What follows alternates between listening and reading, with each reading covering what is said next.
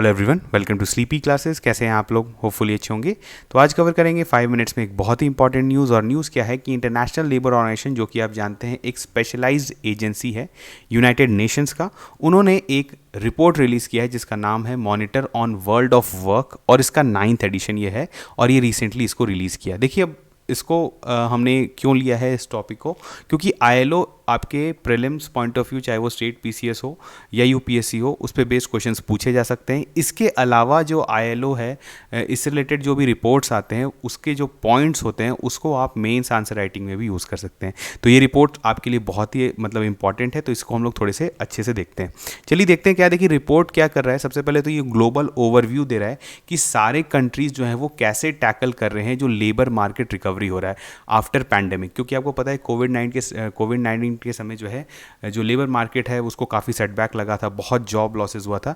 तो वो अब जो खास करके लोअर या मिडिल इनकम कंट्रीज़ है वो इस चीज़ को कैसे टैकल कर रही हैं और वहाँ पर कैसे जो है वो लेबर मार्केट रिकवर कर रहा है। ठीक है, अब उन्होंने जो पॉइंट आउट किया है जो मेजर प्रॉब्लम्स आ रहे हैं पोस्ट पैंडेमिक लेबर, मतलब आप बोल सकते हैं मार्केट रिकवरी में।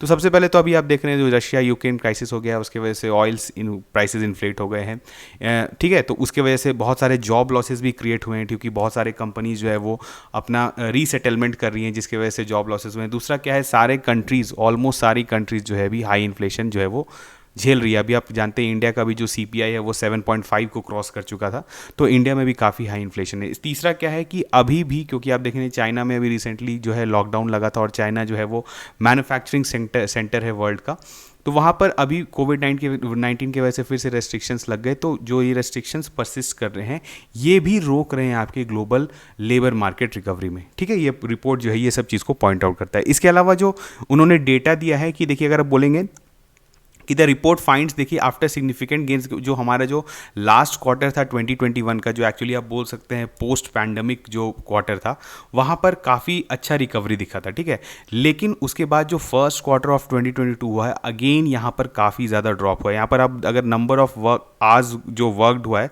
उसको आप देखेंगे तो करीबन 3.8% वो बिलो चल गया है प्री क्राइसिस बेंचमार्क, मतलब 2019 में जो था आपका वर्क आज बोल सकते हैं, वो आपका वहाँ से 3.8% घट गया है। ये जो हमारा जो अभी फर्स्ट क्वार्टर है 2022, और ये करीबन कितने, अगर आप ये तो आज में होगा, अगर आप जॉब्स में देखेंगे तो कितना है, 11.2 करोड़ जॉब्स जो है वो इस पीरियड में ही खत्म हो गए हैं। ठीक है, तो चलिए इसके बारे में दूसरा ये तो हुआ कि कितना जॉब लॉसेस हुआ। इसके बाद जेंडर गैप भी जो है वो एम्प्लॉयमेंट में काफ़ी बढ़ गया है।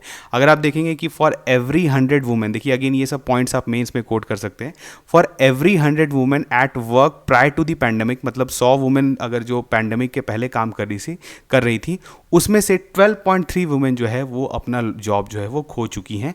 ये जो आपका पीरियड जिसमें ये जो रिपोर्ट निकाला गया है। ठीक है, सेम मेन के साथ क्या है, वो थोड़ा सा कम है, वो कितना है, करीबन 100 मेन पर 7.5 मेन है। ठीक है, तो अगेन जिसको आप कोट कर सकते हैं कि जेंडर गैप जो है वो इंक्रीज कर दिया गया है पोस्ट पैंडेमिक। ठीक है, चलिए उसके बाद देखिए क्या है, थोड़ा सा हम लोग आईएलओ, ये तो रिपोर्ट्स का जो है ब्रॉड आउटकम्स था, इसके अलावा भी बहुत सारा आउटकम्स है, लेकिन आप सारा को जो है याद नहीं कर सकते। ये कुछ पॉइंट्स थे जिसको आप, एक तो जेंडर गैप हो गया, दूसरा कि आपका कितना वर्क लॉसेज हुआ है, इसको जो है आप कहीं पर कोट कर सकते हैं। इसके बारे में हम थोड़ा सा आईएलओ के बारे में जान लेते हैं, क्योंकि प्रीलिम्स में इस पे बेस्ड क्वेश्चन पूछा सकता है।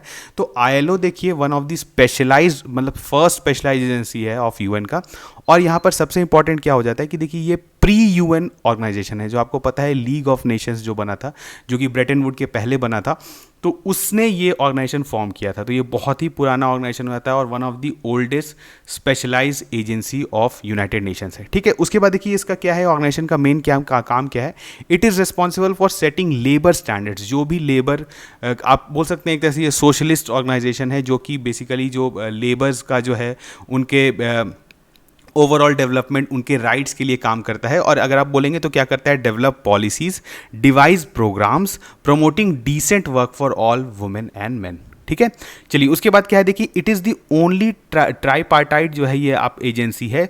ये ट्राईपार्टाइट एजेंसी कैसे है, देखिए क्योंकि ये साथ में लाता है कि इसको गवर्नमेंट, जो कि आप जानते हैं एक अगेन बहुत इंपॉर्टेंट पॉइंट होता है किसी भी इकॉनमी का।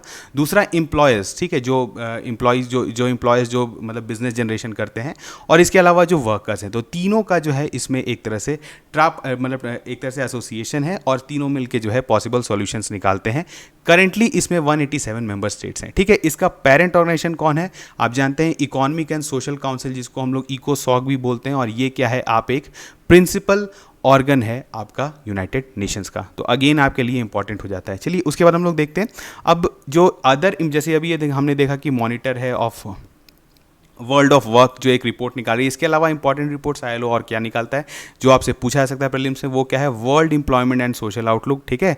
इसके अलावा एक ग्लोबल वेज रिपोर्ट है, अगेन बहुत ही इंपॉर्टेंट है, इसको भी आप कहीं कोट कर सकते हैं मेंस में। ये भी रिपोर्ट जो है वो आईएलओ ही निकालता है, ठीक है। चलिए अब इंडिया से रिलेशन देख लेते हैं। तो इंडिया जो है one of the founding members था आईएलओ का, और it has been a permanent member of ILO governing body. Governing body जो है वो बेसिकली सबसे बड़ा एग्जीक्यूटिव बॉडी है आईएलओ का, और इस इंडिया जो है वो इसका कब से मेंबर है, 1922। तो इवन प्री इंडिपेंडेंस जो है वो इंडिया इसका पार्ट रहा है।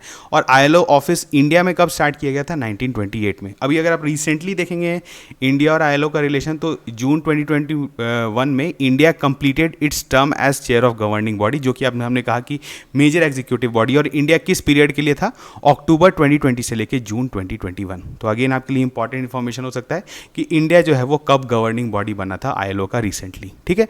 तो एक छोटा सा न्यूज़ था जिसको हमने 5 मिनट से कवर करने की कोशिश किया। अगर ऐसा कुछ और होता है तो हम लोग उसको कवर करेंगे। तब तक थैंक यू।